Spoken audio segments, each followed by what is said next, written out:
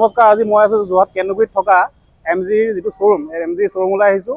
আৰু আপোনালোকে যদি MG এখন গাড়ী ল'ম বুলি ভাবিছে, এতিয়া আমি দূৰলৈ যাব দৰকাৰ নাই, আমাৰ যোৰহাটতে MG গাড়ী উপলব্ধ হৈ গ'ল। আৰু MG কেইবাখনো ইয়াত গাড়ী আছে। আৰু লগতে MGৰ যিখন এতিয়া মানে ইলেক্ট্ৰিকেল গাড়ী MG কমেট, সেই MG কমেট গাড়ীখনৰ বিষয়ে আপোনালোকক অলপ জনাবলৈ চেষ্টা কৰিম। কিমান কিলোমিটাৰ যায়, প্ৰাইচ কিমান, আৰু ফুল চাৰ্জ হওঁতে কিমান দেৰি লাগে, এই সকলোখিনি জনাম। আৰু সেই সকলোখিনি জনাব এজন দাদা আছে ইয়াৰ। দাদা, আপোনাৰ নামটো? মোৰ নাম সীমান্ত ৰাজবংশী। সীমান্ত ৰাজবংশী হয়। আৰু আপোনালোকৰ ডিলাৰটো অপেনিং হৈ গ'ল। আৰু যদি কোনোবাই ইয়াৰ পৰা গাড়ী বুক কৰিব বিচাৰে, আপোনাৰ নাম্বাৰটো প্ৰথম কৰি দিয়ক। মোৰ নাম্বাৰটো হ'ল 7002089762। আপুনি ইয়াৰ পৰা যিকোনো ধৰণৰ MGৰ গাড়ী পাৰচেজ কৰিব পাৰে। আপোনালোকে স্ক্ৰীণত আকৌ নাম্বাৰটো দিও দিছোঁ। আপোনালোকে যদি কোনোবাই MG গাড়ী ল'ম বুলি ভাবিছে, আমাৰ যোৰহাটৰ কেন্দুগুৰি চেণ্ট্ৰেল কলেজৰ একদম নিচেই কাষতে আছে MG এইটো শ্ব'ৰুম। আৰু যিখন দেখিছে, এইখন ইলেক্ট্ৰিকেল এখন গাড়ী MG কমেট ন, MG কমেট। আৰু এই গাড়ীখনৰ বিষয়ে দাদাই সকলোখিনি তথ্য ভালকৈ আপোনালোকক কৈ দিব। আৰু গাড়ীখন একদম সৰু গাড়ী, কিন্তু সৰু গাড়ী যদিও আপোনালোকে ভুল নিবুজক, একদম ইয়াত 4জন মানুহ যাব পাৰিব ন, একদম 4জন মানুহ একদম আৰামত যাব পাৰিব। আৰু ভিতৰটো আপোনালোক দেখাই দিছোঁ, ভিতৰটো চাওক, ভিতৰটো ইয়াত 2জন ধুনীয়াকৈ বহিব পাৰিব। আৰু একদম ডিছপ্লে আছে, একদম LCD ডিছপ্লে আছে। আৰু সকলোখিনি দাদাই এতিয়া কৈ দিব। দাদা, এই গাড়ীখনৰ দামটো কিমান?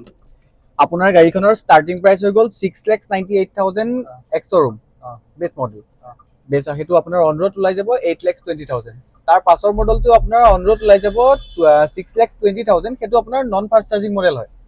আৰু যিটো ফাষ্ট চাৰ্জিং মডেল হয়, সেইটো আহিব আপোনাৰ 9,60,000। ইয়াৰ মডেল কেইটা আছে? মডেল আছে অলৰেডি আপোনাৰ 3টা মডেল হয়। 3টাৰে 2টা, যিটো টপ এণ্ড ছেকেণ্ড টপ, সেই দুটা ভেৰিয়েণ্টত আপোনাৰ ফাষ্ট চাৰ্জিঙো এটা অপশ্যন আহে। আচ্ছা, আৰু ইয়াত ফেচিলিটিখিনি ফেচিলিটি আপোনাৰ গাড়ীত এণ্ড্ৰইড অটো, এপল কাৰপ্লে আহি যাব। গাড়ীত এটা ইনবিল ৰাউটাৰ এণ্ড এটা ইনবিল চিম আছে জিঅ'ৰ। চ' আপুনি গাড়ীখনত 3 বছৰৰ কাৰণে ইণ্টাৰনেট ফ্ৰী পাব। 3 বছৰৰ কাৰণে ইণ্টাৰনেট ফ্ৰী। গাড়ীখন আপোনাৰ 5 ষ্টাৰ ৰেটিং হয়। গাড়ীত আপোনাৰ ইয়াত এটা এয়াৰবেগ আৰু ইয়াত এটা এয়াৰবেগ, দুটা এয়াৰবেগ আহিব। গাড়ীত মিউজিক চিষ্টেম আহিব। গাড়ীত আপোনাৰ ইয়াত আপুনি ট্ৰিপ কণ্ট্ৰল কৰিব পাৰিব। গোটেইখিনি গাড়ীখন সৰু যদিও এখন ডাঙৰকে যিমানখিনি ফেচিলিটি থাকে, সকলোখিনি ফেচিলিটি আছে। আৰু একদম লেগ স্পেচটো চাওক, একদম লেগ স্পেচটো ধুনীয়া। আৰু মই যিহেতু মানুহটো অলপ ওখ যদিও লাগি যোৱা নাই, ইয়াত যথেষ্টখিনি ওখ আছে। দেখাত সৰু কিন্তু, আৰু গ্ৰাউণ্ড ক্লিয়াৰেন্সো আছে যথেষ্ট। 180 mm হয়। 180 mm। 180। আৰু লেগ যদি মানুহ ওখ হয়, কোনো আপুনি দিগদাৰ নাইকিয়া। একদম লেগৰ কাৰণে একদম ধুনীয়াকৈ আছে স্পেচ। AC আছে, তাৰপিছত চাউণ্ড চিষ্টেম লগতে আছে ন? চাউণ্ড চিষ্টেম আছে। আৰু বেকলৈ যদি আপোনালোক যাব বিচাৰে, বেকলৈ যাবলৈ কেনেকৈ যাব লাগিব? মই দেখাইছোঁ। চিটটো আমি ফল্ড কৰিব পাৰোঁ। আৰু বেকলৈ যদি যায়, চিটটো ফল্ড কৰি একদম মজাকৈ একদম 2জন আৰামত যাব পাৰিব দেই। এইফালে দেখাই দিছোঁ। আৰু আপোনাক 4জন মানুহ একদম আৰামত যাব পাৰিব। একদম মানে উঠি পেলাই কিবা এটা দেখি ভাল লাগিছে হয় নাই বাৰু? আমাৰ কেমেৰা ধৰি থকা চানি কেনেকুৱা লাগিছে এইখন? আৰু এতিয়া গাড়ীখন অলপ চলাই লৈ যাম, চলাবলৈ কেনেকুৱা। আৰু এইখন আপোনাৰ ফুল চাৰ্জ হওঁতে কিমান দেৰি লাগে? ফুল চাৰ্জ হ'লে নন ফাষ্ট চাৰ্জিং যিটো মডেল হয়, সেইটো মডেল আপোনাৰ টাইম লাগিব 6 আৱাৰ্ছ। আৰু যিটো আপোনাৰ ফাষ্ট চাৰ্জিং মডেল হয়, সেইটো টাইম লাগিব 1 hour 30 minutes। আৰু ফুল চাৰ্জ হোৱাৰ পিছত গাড়ীখন কিমান কিলোমিটাৰ যাব? আপুনি উইদাউট AC 230 কিলোমিটাৰ চলাব পাৰে। Without AC 230 kilometre. যদি আপোনালোকে AC নলগাই 230 কিলোমিটাৰ একদম আৰামত যাব পাৰিব। মানে গুৱাহাটী ওচৰা-ওচৰি পাই যাবগৈ আৰু। আপুনি যখন আপোনাৰ ফুল চাৰ্জ দিয়ে। আৰু যদি AC লগাই যায় তেতিয়া 200 কিলোমিটাৰ। যদি আপোনালোকে AC লগাই যায় 200 কিলোমিটাৰ মাইলেজ পাব ফুল চাৰ্জ হওঁতে 6 ঘণ্টা লাগে। আৰু এতিয়া গাড়ীখনৰ চাৰ্জিংটো ক'ত দিয়ে? ফ্ৰণ্টত আছে চাৰ্জিংটো আপোনাৰ ক'ত দিয়ে দেখাই দিয়ক। এইটো হৈ গ'ল চাৰ্জিং পৰ্ট। ইয়াত চাৰ্জিং দিয়ে ন? এইটো হৈ গ'ল চাৰ্জিং পৰ্ট। আচ্ছা। আৰু চাৰ্জিংটো আপুনি ঘৰত জেনেৰেল বৰ্ডত দিব পাৰে? যিকোনো আপোনাৰ 15 এম্পিয়াৰ বৰ্ডত আপুনি চাৰ্জ কৰিব পাৰে, য'ত ফ্ৰিজ ৱাশ্বিং মেচিন চলাই। চাৰ্জাৰটো চব লগতে আহে? চব লগতে আহে। আৰু প্ৰজেক্টৰ হেডলেম্প আহিব, DRL আহিব। আপোনাৰ বেছ মডেলত হেল'জেন লেম্প আহে। আৰু চাৰ্জিং গাড়ী বুলি ক'লে বহুত এটা ভয় কৰে, বা মইতো নাজানো। আপোনাৰ বেটেৰী ৱাৰেণ্টি কিমান দিন থাকে? বেটেৰী ৱাৰেণ্টি থাকিব 8 yearsৰ কাৰণে। 8 yearsৰ কাৰণে বেটেৰী ৱাৰেণ্টি। আৰু কিবা কিলোমিটাৰ থাকিব নেকি? কিলোমিটাৰ থাকিব 1,20,000 কিলোমিটাৰ। 120 কিলোমিটাৰ? 1,20,000 কিলোমিটাৰ, বা আপুনি 8 বছৰ। 8 বছৰ আপুনি বেটেৰী ৱাৰেণ্টি পাব। আৰু ইলেক্ট্ৰিক বুলি ক'লে বহুতে মানে ভয় কৰিব পাৰে। বৰষুণত তিতিলে মেলিলে বা যিহেতু কাৰেণ্টৰ প্ৰব্লেম হ'ব নেকি? গাড়ীটো ধুবই লাগিব। আৰু এটা সুধি আছোঁ, টপ স্পীড কিমান ইয়াৰ? টপ স্পীড হৈ গ'ল 105। 105। আৰু গাড়ীত 3টা মোড আহে, এটা ইক' হৈ গ'ল, এটা নৰ্মেল আৰু এটা স্পৰ্টছ। এইখন অট'মেটিক? বেছ মডেলৰ পৰা অট'মেটিক আহে।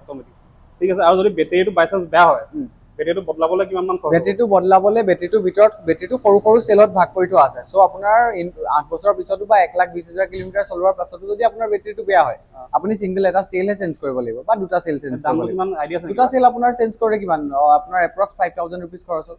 বৰ বেছি পইচা নাযায়? বেছি পইচা খৰচ। একদম আপোনালোকে চিন্তা নকৰিব, একদম 8 বছৰ ৱাৰেণ্টি আছে। 8 বছৰ একদম আপোনালোকে আৰামছে চলাব পাৰে। আৰু এতিয়া আমি গাড়ীখন লৈ অলপ আগলৈ ওলাই গৈ আছোঁ। আৰু চাওক এতিয়া আমি 4জন আহি আছোঁ। আমি বেকত 2জন বহিছোঁ, এই আমি 2জন বহিছোঁ বেকত আৰু আগত 2জন। ক'লে আৰু গাড়ীখন এতিয়া এইখিনি ৰখাইছোঁ আৰু এতিয়া মই অলপ চলাবলৈ চেষ্টা কৰিম কেনেকুৱা কি। আহি যোৱা। ড্ৰাইভিং চিটত মই বহি লৈছোঁ আৰু চলাবলৈ ট্ৰাই কৰিছোঁ। মই এইবোৰ গাড়ী চলাওঁ মানে এখন অলপ চাৰ্জিং প্ৰথম চলাইছোঁ দেই। আৰু আপোনালোকে চাওক আৰু লগতে আপোনাৰ পাৱাৰ উইণ্ড' আছে চাওক, পাৱাৰ উইণ্ড' দুইফালে 2খন পাৱাৰ উইণ্ড' আৰু বেকত উইণ্ড'খন এনেকুৱা টাইপ।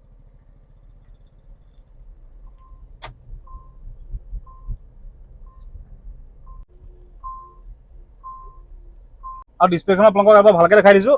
এইটো হৈ গ'ল AC কাৰণে ন? এইটো AC, এইটো আপোনাৰ এইটো AC ফেনৰ স্পীড, এইটো ফেনৰ speed। ডিফগাৰৰ কাৰণে। ডিফগাৰ মানে তোমাৰ ৰাতি যিটো ইয়াত মুকলি হৈ যায় এইটো ন? চাফা কৰিবৰ কাৰণে। আৰু এইটো এইটো হৈ গ'ল আপোনাৰ মোড। ইয়াত ডিসপ্লে চাওক, আমি যদি মোডটো প্ৰেছ কৰোঁ, এতিয়া স্পৰ্ট ইকোত আছে, এতিয়া হৈ গ'ল আপোনাৰ নৰ্মেল আৰু মানে কি লাহে লাহে যাব? নৰ্মেল মানে লাহে লাহে নহয়, নৰ্মেল মোড আৰু আপোনাৰ স্পৰ্টছ হৈ গ'ল আপুনি স্পীডত চলাবৰ কাৰণে, ইকো হৈ গ'ল আপুনি বেটাৰী বচাবৰ কাৰণে। ইকোটো বেটাৰী বচাবৰ কাৰণে। আৰু এটা বস্তু দেখাই দিছোঁ, ইয়াত বেটাৰীটো দেখা থাকে চাওক। এইটো বেটাৰী এতিয়া আছে 86% ৰেঞ্জ আছে 172 কিলোমিটাৰ। আপোনাৰ 86%ত আপোনাৰ 172 কিলোমিটাৰ গাড়ীখন যাব। আৰু চাওক একদম ইয়াত লাষ্টত আপোনালোকক দেখাই দিছোঁ এখন কমপ্লিট ডিছপ্লে আৰু ইয়াত গান প্লে হৈ আছে আৰু চাউণ্ডটো বঢ়াই আপোনাক চাউণ্ডটোৰ ফিলটো আপোনাক দি আছোঁ।